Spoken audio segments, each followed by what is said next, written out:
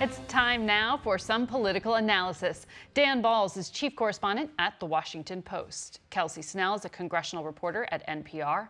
Edward Wong is a diplomatic and international correspondent for The New York Times. And David French is senior editor at The Dispatch. Welcome to the program.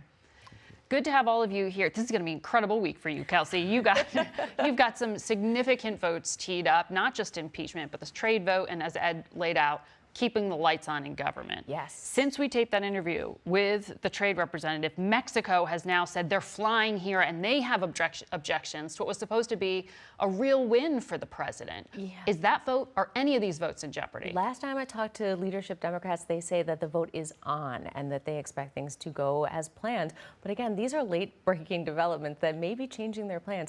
They really do feel the need, though, to get this done before they leave for Christmas. They have a large number of particularly these battleground Democrats who need this trade deal so they can go home and say, I didn't just show up and impeach the president, I also got you things you care about. And is this, David, this entire impeachment vote, I mean, you have written that Republican strategy here is largely just to base it on hypothetical defenses of the president rather than the facts. Right. It's Republicans aren't taking him seriously or literally, they're taking him hypothetically, as a friend of mine, Adam White, wrote. And what's happening is they're saying, well, there's a way in which it could possibly be okay to investigate Ukraine. Pay no attention to the transcript. But there's a way in which it could be possibly okay to investigate corruption in Ukraine. There were individual Ukrainians who did things in 2016, but this doesn't bear any resemblance to the kind of investigation or the subjects of the investigation that Trump himself pressed the Ukrainians on. And I think one thing that rank-and-file Republicans has not penetrated to them at all is this idea that when Trump was talking about investigating 2016, he was talking about investigating a very wild conspiracy theory, one that would put an ally in an impossible position. How does an ally disprove a conspiracy theory that is dear to the president's heart when an ally needs hundreds of millions of dollars of military aid? And you're talking there about drawing into question the intelligence community's conclusion that Russia interfered in 2016. Well, and quite specifically, finding a mythical CrowdStrike server in the territory of Ukraine. This is a crazy conspiracy theory, and it's something that I think calls into question the president's fitness. And it's gotten less attention than the Biden angle, but I think it's very important to understand the president's state of mind as he conducts international diplomacy. But it has drawn Republicans into the conversation to have to sort of also defend that portion of it a little bit. I mean, you had senators like Ted Cruz and others have to say, well, there was meddling by someone who was Ukrainian, therefore the president has merit to his conspiracies. Is there any political price to any of what we have learned here, Dan? Well, there could be some political price on both sides, I think. I mean, we know, as Kelsey said, that there are vulnerable Democrats in swing districts who, could feel some pain from this. We're not clear on that, but I think that there are also Republicans who could feel this once we get through it. I mean, I talked to a Democratic strategist recently who made the argument that once you get into re-election campaigns, that some of these senators who are up in 2020 will pay for what they have done in defending the president so vociferously without giving any suggestion that he did something wrong. So even if we are headed to a Senate trial with essentially an acquittal, not a vote to remove the president, that this could backfire? Potentially, yes. I mean, it goes to the question of how these senators explain their votes, particularly the Republican senators, to acquit.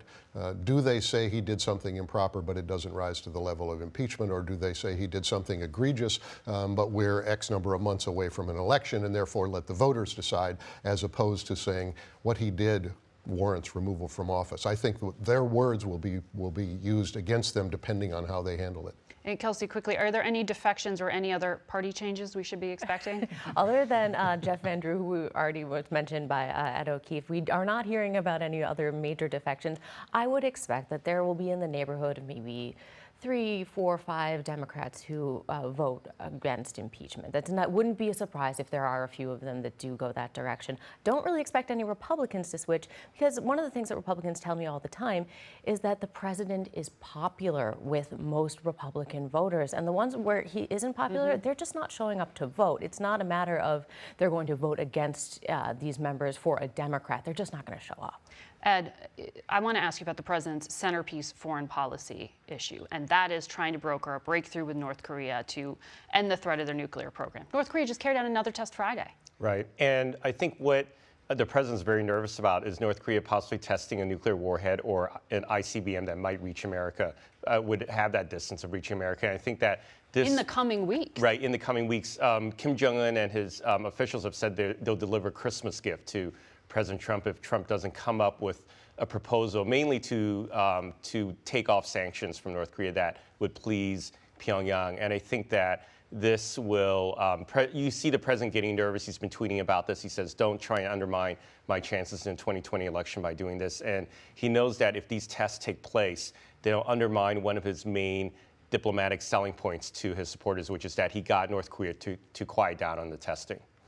And this breakthrough on the trade deal, it's a smaller deal than what the president promised with China. Does that intersect here in any way? Does China become more helpful in trying to deliver North Korea to the table, or is there no connection? I think they've, from what I've been told, diplomats have managed to keep it very compartmentalized. The North Korea policy track has been separate from the trade negotiation track. The trade deal that you're talking about, what is interesting about it is that it doesn't address any of the large structural changes that the president wanted to see, or that he was trying to tell his voters that he would get from China when he started this whole trade war. And in fact, you see China has this command economy structure that has capitalist elements that it'll continue to use, and that nothing in this phase one deal, which is considered a weak deal by many experts, addresses any of those aspects. And as you reported today in the New York Times, there was a significant espionage attempt on U.S. soil by China. Right. This is an interesting case because for the first time in more than 30 years, it looks like the U.S. expelled 2 Chinese diplomats who they believe were spies. And these spies or diplomats tried to drive onto a very sensitive military base in Virginia, a base that had special operations forces on it. And then they were caught and they were pushed out of the country. The main question about this is whether it'll add to the ongoing U.S.-China tensions and whether it'll become a point of conflict within the diplomatic relations.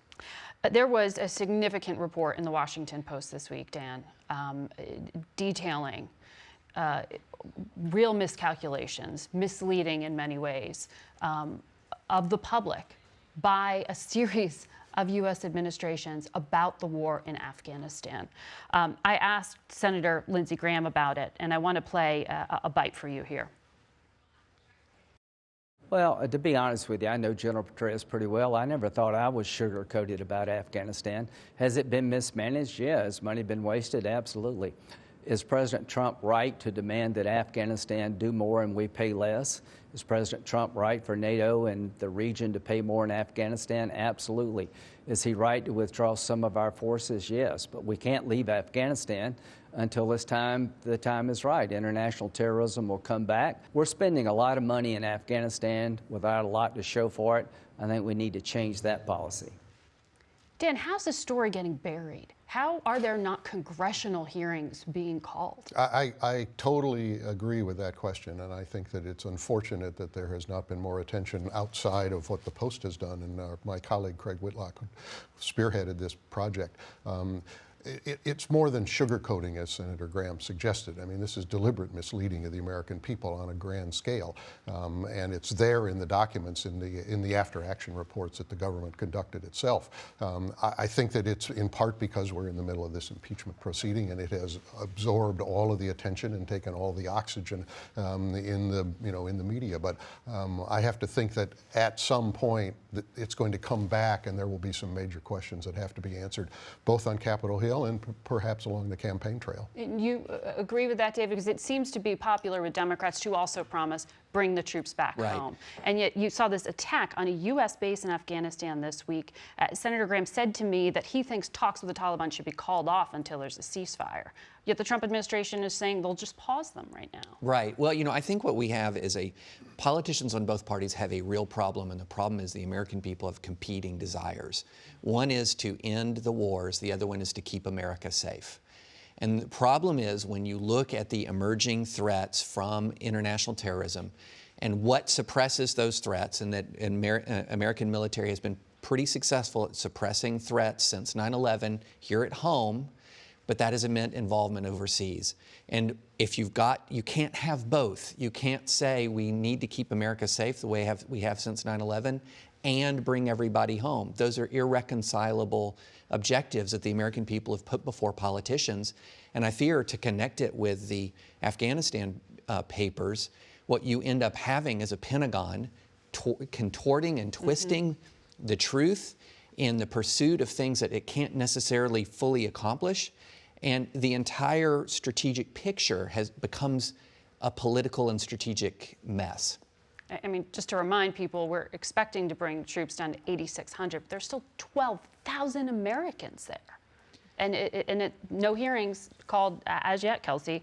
I want to ask you as well about another big election overseas, or referendum overseas.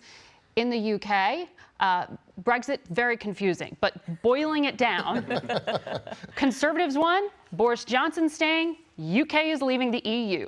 Those are the certainties that we know of right now. What's the bottom line here that Americans need to know about Brexit? Well, I think a lot of Americans will be looking at this and wondering whether they can draw lessons for the 2020 elections here in America based on this, and based on the larger issues of sovereignty and immigration and other issues that come up with Brexit. But I think that we should keep in mind that Jeremy Corbyn was widely disliked by many British voters. The Labour candidate. Right, even people who would traditionally vote Labour. And so I think it's hard to draw that parallel, because right now none of the Democratic candidates inspire that amount of dislike here in America. Dan, do you agree with that? I do agree with that. I mean, I think there is a question that the Democrats are asking themselves, which is how far left can we go and not be at risk in a general election? And I think that those who are most vociferous to saying we have to be careful about that will take what happened in Britain and use it as an argument along the campaign trail. Parallels are a little bit difficult because of the Brexit overlay in this case, but the wipeout of the Labour Party, it's the worst they've done since the 1930s. So obviously Corbyn was a factor in that, but there's also a factor that the working class vote there abandoned them. Vote, right. In some ways. The populist working class vote abandoned Labour in droves, and in districts where they've had strength for nearly a century. Mm-hmm. Thank you all very much for breaking down another significant week here in the nation's capital. We will be right back.